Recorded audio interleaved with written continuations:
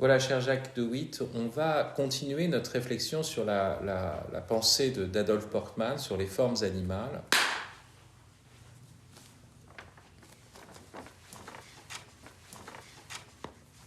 Les formes animales, voilà, l'animal apparaît. Il y a une manifestation de lui-même et une manifestation esthétique forte. On va revenir sur, on va reprendre le pan par exemple. Et alors, la question, c'est quel est le sens de cet arrangement ?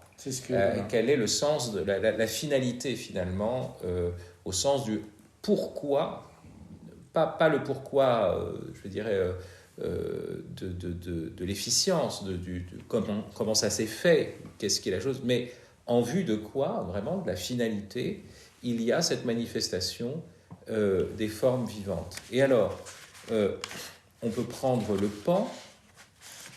Le pan déploie sa roue. Et alors, le secret de Polichinelle, ce serait de dire, à partir d'un point de vue qui serait un point de vue néo-darwiniste, disons, c'est qu'il y a eu des mutations au hasard, puis il y en a une qui a constitué un avantage sélectif. Voilà. La roue du pan serait un avantage, un moyen pour le pan de survivre. Et donc ce serait un moyen d'autoconservation. Souvent, la fonctionnalité, ultimement, se ramène au fait de s'autoconserver, au fait de survivre exclusivement. Et toutes les formes vivantes s'expliqueraient pour la survie. Alors pourquoi est-ce que ça ne marche pas ? Surtout avec le pan. Écoutez, je voudrais rappeler peut-être dans quelle conjoncture générale nous nous trouvons. Nous nous trouvons quand même dans une conjoncture, un contexte qui dure déjà depuis plusieurs siècles. Donc, quand même la domination de l'idée que tout s'explique par le besoin, l'utilité, avec aussi ce phénomène, enfin l'utilitarisme, quoi. C'est l'utilitarisme pour parler vite, voilà. Et donc, aussi bien les scientifiques que tout le monde, on se dit, si ça existe, c'est qu'il y avait un besoin, voilà, c'est qu'il y avait quelque chose qui manquait. Et donc, certains, comme Portmann, mettent ça en question, se disent, ça ne marche pas. Enfin, et on voit bien aussi que différentes théories, il n'y a pas seulement le darwinisme, la théorie de la sélection naturelle, il y a toute une série de micro-théories, pourrait-on dire, qui essayent toujours de dire, oui, mais enfin, voilà, ça s'explique par... alors, il peut y avoir des explications de type physiologique, oui. Par exemple, Portmann cite ça dans la forme animale, oui, les rayures du zèbre, oui, ça s'explique. C'est des excrétions, voilà. Il y a eu... Le métabolisme a laissé des excrétions à la surface de la peau, voilà. Donc, et alors, évidemment, là, on fait presque de la psychologie des profondeurs, de la psychanalyse. On dirait qu'il y a toute une série de stratégies intellectuelles qui sont déployées pour ne pas se confronter à ce qui, en première, ne semble ne pas avoir de sens. Ce qui est gratuit. Récuser la gratuité. Récuser la gratuité. C'est comme si on avait peur de se confronter à cela. Et là... je vous tends en quelque sorte la perche, ce serait le moment de citer ce propos extraordinaire de Darwin, oui, alors Darwin vis-à-vis oui, bien sûr, quand il est face à la queue du pan, dans une lettre à Asa Gray, il écrit « Peacock's tail makes me sick ». Alors, la queue du pan me rend malade. Et alors, on est face à quelque chose qui est très intéressant, qui est une sorte de renversement. Ce qui est censé produire, ou ce qui au départ produisait l'émerveillement, la roue du pan, devient un sujet d'angoisse parce que ça ne cadre pas tout à fait dans la théorie. On voudrait que les phénomènes, tout d'un coup, viennent justifier notre théorie. Ça ne marche pas avec le pan. Et alors, le problème, c'est, pour la survie de l'individu, effectivement, la queue du pan pèse extrêmement lourd, elle est encombrante, donc on ne voit pas d'avantage sélectif pour le pan. Et c'est pour ça que Darwin, après l'origine des espèces, qui insiste sur la sélection naturelle, va écrire la descendance de l'homme, Descent of Man, et dont le sous-titre c'est la sélection sexuelle, et en doublant la sélection naturelle de la sélection sexuelle, il pense pouvoir donner une explication d'une certaine façon à la queue du paon, puisqu'il va dire, eh bien, finalement, les paons qui ont les plus belles queues vont attirer plus de femelles, donc ils vont se reproduire davantage, c'est déjà un avantage que de se reproduire, et puis ils manifestent une vigueur, une santé, et donc cette gratuité est encore ramenée, finalement, à l'idée de pouvoir survivre. Ou encore, quand on a des phénomènes comme classique, la fameuse gazelle springbok, qui lorsqu'elle est poursuivie par le lion, fait des sauts verticaux comme une danse qui ne lui sert à rien, en tout cas pour la fuite, on va nous expliquer qu'en fait, cette dépense gratuite d'énergie ou cette danse a encore un sens utilitaire. Elle est en train de montrer au lion qu'elle a encore de l'énergie en réserve. Ce serait une manière de décourager la lionne ou le tigre qui la poursuit. Voilà.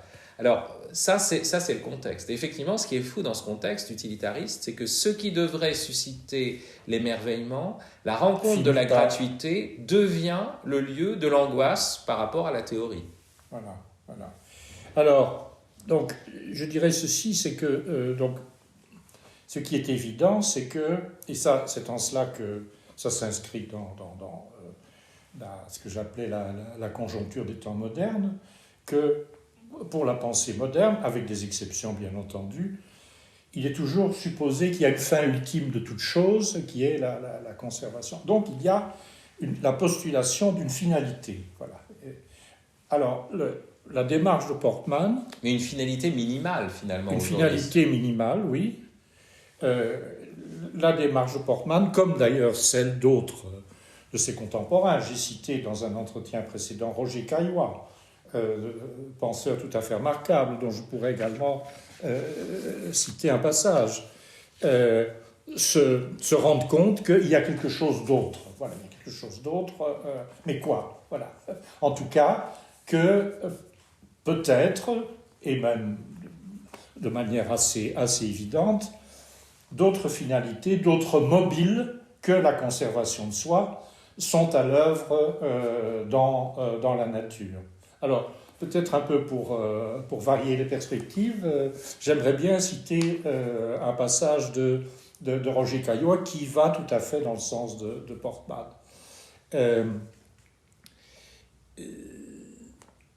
Cette attitude, dit-il, conduit à varier considérablement les principes d'explication biologique et à tenir que la nature, qui n'est pas avare, tout autant que la survie, poursuit le plaisir, le luxe, l'exubérance, le vertige, de sorte qu'il semble légitime de briser le cadre de la lutte pour la survie et de la sélection naturelle, ressort tout trop strictement et exclusivement utilitaire et en ce sens contraire à l'opinion accréditée, très étroitement anthropomorphe, dit-il.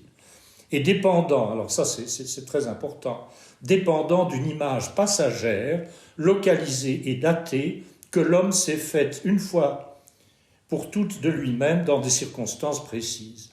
L'image de la concurrence, finalement, parce que voilà. est-ce que c'est pas ça qui est derrière en fait, on croit qu'on a aujourd'hui beaucoup d'auteurs croient qu'ils ont trouvé le ressort de la nature et de l'histoire humaine en parlant de cette lutte pour la vie et de stratégie et d'avantages sélectifs, alors qu'en fait, ce qu'ils projettent, c'est peut-être une circonstance historique très particulière qui est peut-être celui du modèle libéral, où il y a des individus en concurrence avec une rareté, en concurrence ayant...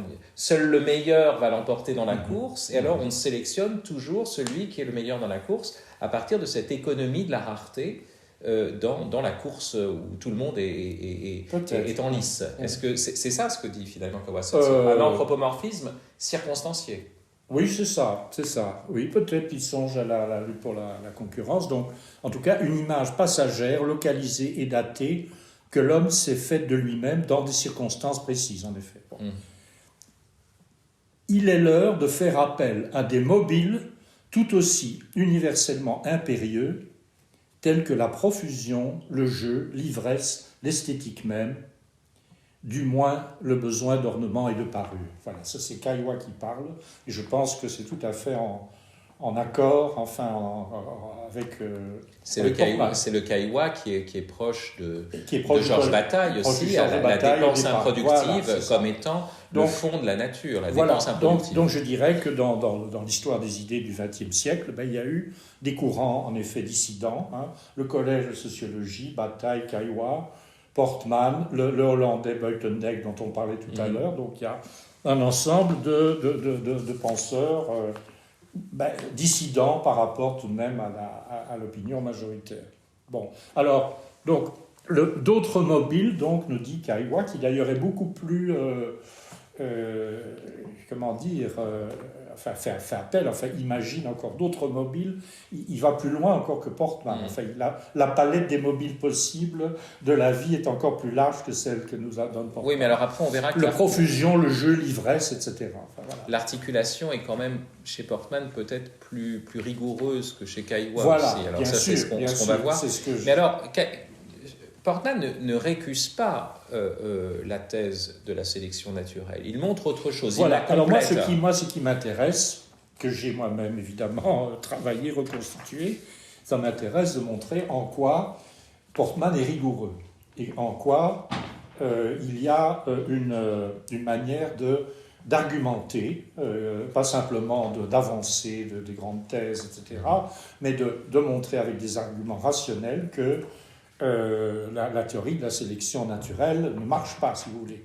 De montrer ses limites, en tout cas. Enfin, ne marche pas, c'est-à-dire ne marche que dans un domaine très très précis. Et en tout cas est incapable de rendre compte de la genèse, de l'apparition de... Alors voilà, juste un passage, je sais qu'il y a un passage où il dit, il y a ce passage très célèbre sur la guêpe et sur la livrée de la guêpe, et on pourrait dire, voilà, si la guêpe a cette livrée jaune et noire, c'est pour être facilement reconnaissable du prédateur qui voudrait la croquer, mais il va se souvenir de son dard ou voilà, du danger qu'il y aurait à la croquer. Donc finalement, c'est pour sa survie qu'elle a cette...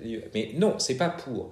Et ce que dit Portman dit, on montre des raisons de sa conservation, ça c'est vrai, et c'est vrai que la sélection naturelle éventuellement nous montre des raisons de la conservation. Pourquoi cette chose a cette forme? Il est certain que cette forme lui permet de se conserver, sinon on ne la verrait pas, elle ne serait pas sous nos yeux. Mais on ne donne pas les causes de la genèse. Voilà. C'est-à-dire différence. La sélection naturelle peut faire apparaître des raisons de conservation, mais ne nous dit pas pourquoi cette forme est apparue. Et présuppose, en fait, il montre, d'accord, le prédateur a pu éventuellement, etc., se laisser impressionner, etc. Mais ça présuppose que la forme est déjà là. Elle est déjà là. Elle est déjà là. Donc il y a un présupposé. Voilà ce que j'ai écrit donc, dans un texte récapitulatif. La théorie de la sélection peut certes, dans certaines limites, expliquer la transformation de l'apparence animale, mais pourquoi elle a réussi à affronter la pression de sélection et pourquoi certains caractères ont été sélectionnés et ont gagné... Donc, oui, ça c'est la chose... Pardon, j'ai mal lu. Enfin, ça c'est ce qu'il y a de positif. Donc on reconnaît qu'éventuellement, ça peut expliquer certaines choses. Voilà. Mais elle ne peut expliquer ni l'origine de cette apparence, sa genèse, ni sa spécificité, son être ainsi.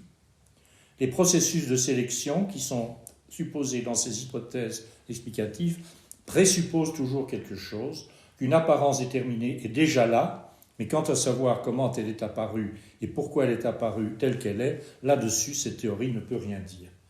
Et alors, autre chose aussi, la théorie de la sélection se rapporte toujours à des caractères isolés, découpés dans une forme globale, et elle leur attribue une valeur de sélection, mais cette théorie est incapable de saisir la forme entière dans toute sa splendeur, etc. Enfin, voilà. Oui, alors... Donc, c'est que ça m'intéresse beaucoup, parce que ça fait apparaître alors un terme qui n'est pas chez Portman, mais c'est un phénomène originaire, ou phénomène. Ça, c'est chez Goethe qui a lancé ça.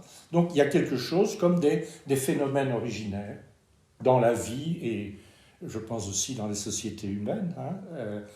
Ce que j'appelle phénomènes originaires, c'est des phénomènes qui ne sont pas qu'on ne peut pas ramener à autre chose quand même, qui ne sont pas dérivables à quelque chose qui Ce ne précède. sont pas des fonctions. Voilà. Par exemple, on pourrait dire, si quelqu'un qui prétendrait expliquer la religion, Voilà. disons les hommes ont inventé la religion pour Exactement. expliquer des phénomènes dont ils n'avaient pas la science, pour échapper à la mort, pour fuir ou pour réinventer papa, maman dans le ciel parce qu'ils avaient peur. Ça, c'est une expression fonctionnaliste, mais si on dit que la religion est un phénomène originaire, ça veut dire qu'elle est coextensive à l'humanité, là où il y a homme, il y a religion, et elle ne s'explique pas par autre chose qu'elle-même. C'est ça le phénomène originaire. Ça me plaît beaucoup que vous évoquiez la religion, parce que c'est exactement ce que dit Kolakowski, donc à propos de la religion, justement, de dire que, voilà, que ça... Qu'elle est originaire. Qu'elle est originaire. Mais alors, moi, qu'elle peut remplir certaines fonctions de société, etc.,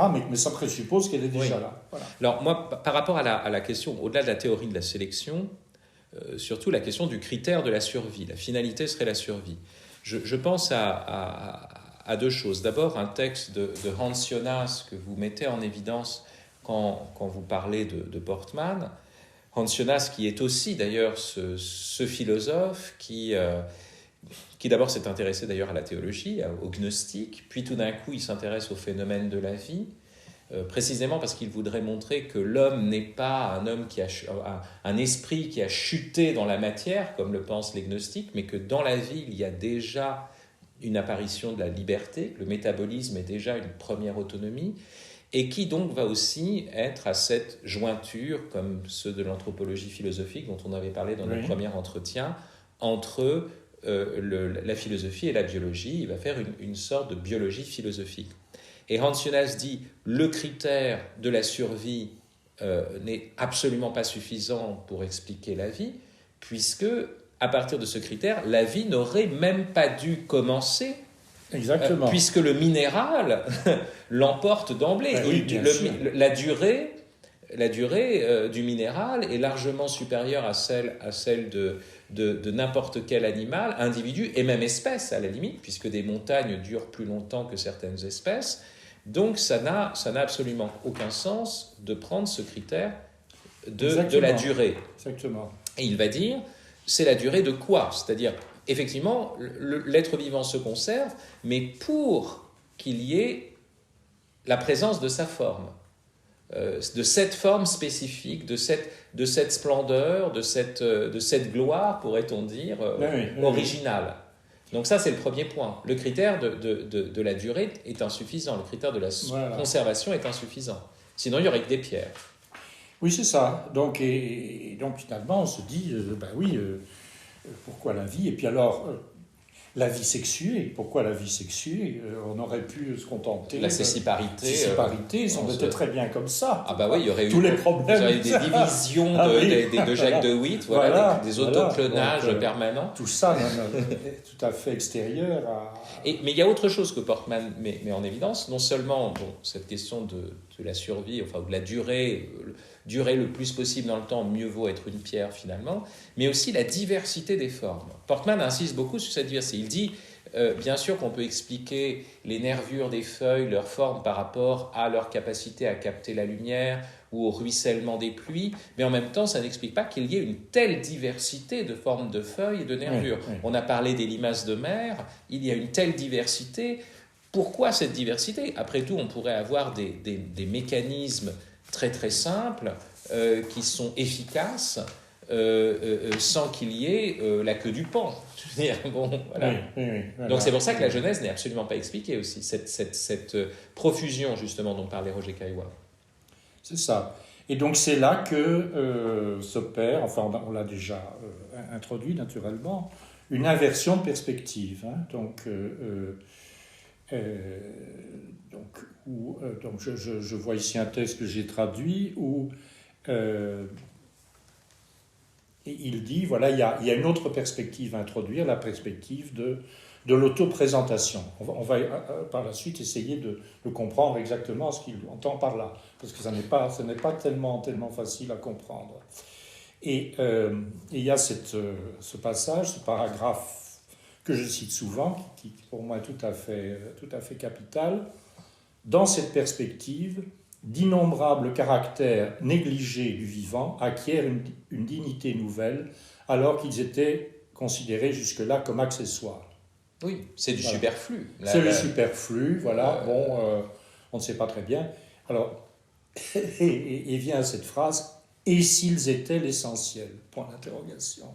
Si les êtres vivants n'étaient pas là afin que soit pratiqué le métabolisme, mais pratiquaient le métabolisme afin que la particularité qui se réalise dans le rapport au monde et l'autoprésentation ait pendant un certain temps une durée dans le monde.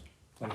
Et là, c'est là qu'il introduit donc, et définit, de première définition, ce terme d'autoprésentation. Voilà. Donc on voit la durée. Une inversion de perspective. Voilà, on voit la durée qui importe. Il faut se maintenir présent un certain temps ou un temps dans le monde. C'est ma traduction. Voilà, un temps dans le monde. Voilà. Mais de l'autre côté, c'est pas la forme qui est pour la fonction, c'est la fonction qui est pour la forme. Ou pour le dire autrement, c'est le pan ne déploie pas sa roue pour se conserver, mais il se conserve, notamment à travers aussi sa roue, je veux dire, mais il se conserve pour déployer sa roue. Pour apparaître. En tant que pan. En tant que pan, voilà. Alors, donc là, apparaît, c'est le cas de le dire, ici dans notre suite d'exposés, donc ce concept d'autoprésentation.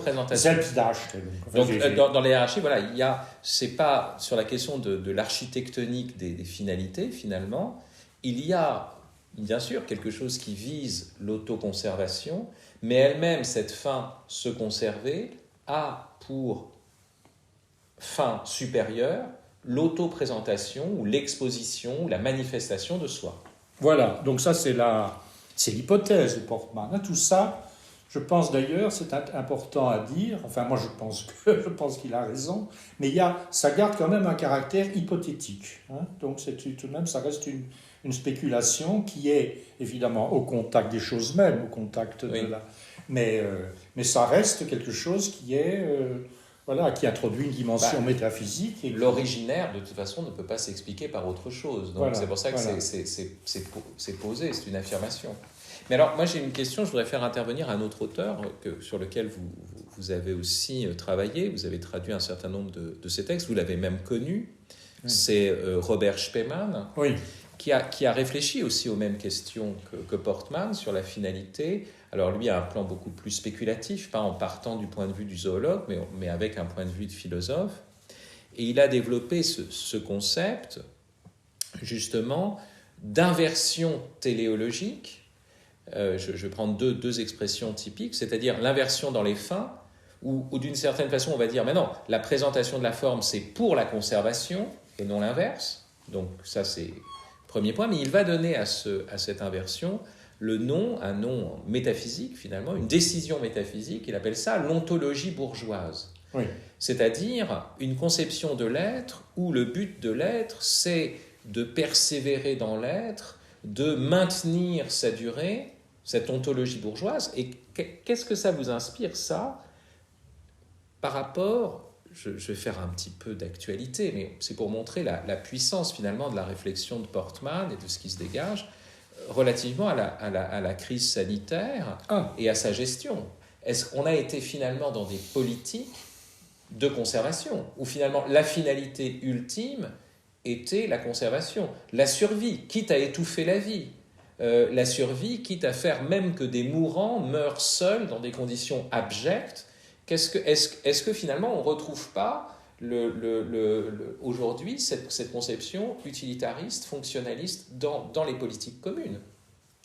Oui, c'est ça. Mais je suis heureux que vous citiez donc expressément Robert Spemann. Évidemment, c'est quelqu'un qui m'a beaucoup marqué. Donc j'ai découvert ses écrits.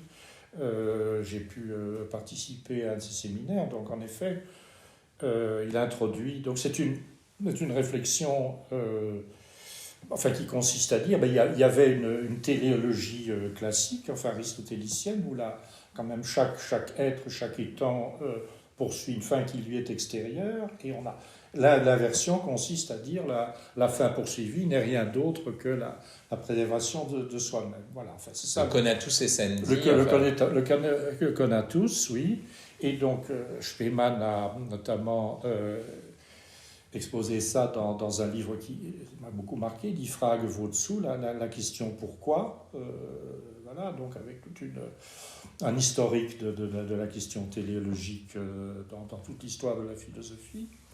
Et c'est d'ailleurs chez lui, dans son séminaire, que j'ai fait présenter pour la première fois mon travail sur Portman.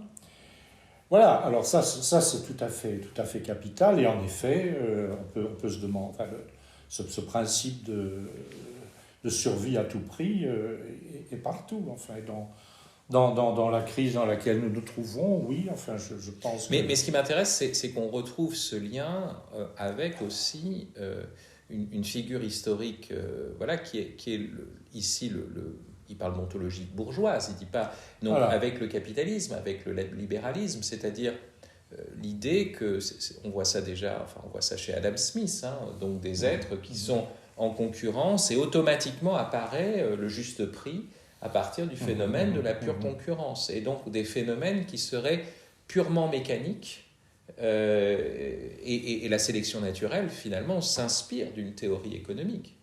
Tout à fait, oui. Donc là-dessus, je n'ai pas grand-chose à ajouter. Je suis d'accord avec ce... Alors, je voudrais, pour conclure cette avant-dernière partie sur la pensée d'Adolphe Portman, vous avez parlé d'une hypothèse. Pourquoi est-ce que ça n'est qu'une hypothèse ? Pourquoi est-ce que finalement, on ne pourrait pas dire que l'idée du vivant uniquement pour la conservation, elle est intenable. Oui, naturellement. Ce qui est hypothèse, c'est quoi ? C'est l'autoprésentation ? Non, j'ai été trop loin, je pense, en disant que c'était qu'une simple hypothèse. Mais je dirais que ça reste un acte de l'esprit. Voilà, un acte il faut imaginer qu'une autre fin soit possible. Voilà. Et cet acte d'imagination n'est pas...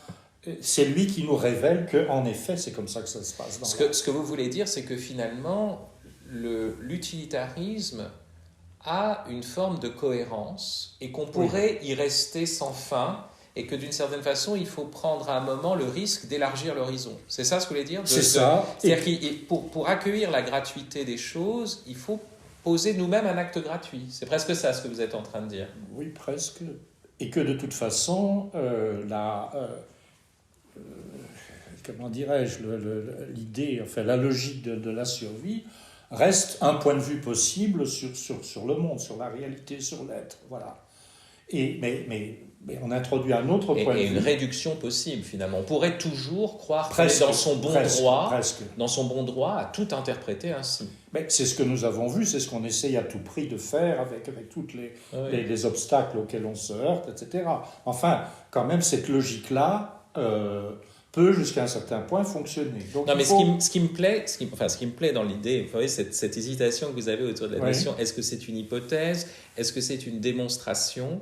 Vous dites ça n'est pas une démonstration, vous dites ça n'est pas une hypothèse, mais d'une certaine façon, ce que vous êtes en train de dire, c'est qu'il faut soi-même entrer en grâce, d'une certaine façon, pour reconnaître la grâce. Ou soi-même oser une ouverture à la gratuité dans sa pensée, pour tout d'un coup reconnaître cette gratuité dans les choses. Oui. Mais il y a aussi, évidemment, ça c'est moi-même, ça c'est ma tournure d'esprit, qui garde quelque chose de sceptique, enfin, jusqu'à un certain point. Le scepticisme de Hume, enfin, on pourra évidemment... mais c'est de dire, tout ce que Portman nous montre, nous démontre, ou nous montre... Nous montre, plutôt. Nous montre, mais ça n'est visible que pour qui sait voir. C'est une expression que j'emploie beaucoup. Pour qui sait voir. Bon, voilà. En principe, tout homme sait voir, mais certains sont aveugles. Voilà. Et on ne pourra jamais faire sortir les hommes de leur aveuglement. Là, parce que paradoxalement, l'aveuglement est une manifestation de la liberté humaine. Enfin là, je m'engage dans de grands paradoxes, mais enfin quand même... Et donc, en tout cas, cet aveuglement-là, oui. Et donc, de même que la foi. Enfin, la foi est un acte libre qui ne résulte pas d'une constatation empirique de l'univers, il me semble, enfin, en tout cas. Donc voilà, c'est de cet ordre-là. Mais c'est des choses, évidemment, que je ne fais qu'amorcer ici. Voilà. Merci Jacques pour ce troisième entretien sur la pensée d'Adolphe Portmann, le 4e où nous irons encore un peu plus loin, j'espère. Ah, toujours plus loin, oui, presque. Merci.